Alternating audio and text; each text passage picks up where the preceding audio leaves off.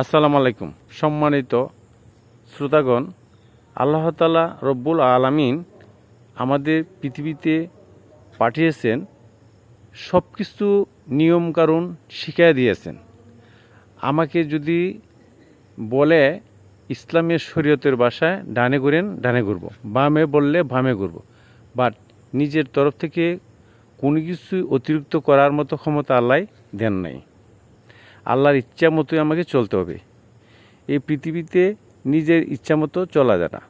একমাত্র পরকালে আল্লাহ তাআলা মানুষকে তার স্বাধীনতা দিবেন, সে চলতে পারবে। এই পৃথিবীতে তার জীবনটা আল্লাহর ইচ্ছায় পরিচালনা করতে হবে। আর পরকালে অনেকে বলে এই জীবন কিছুই নাই, পরকালে সব কিছু। আসলে ঠিক নয়। এই জীবনে আপনার জীবনটা সুন্দরভাবে পরিচালনা করবেন, পরকালে আপনি শান্তি পাবেন ইনশাআল্লাহ।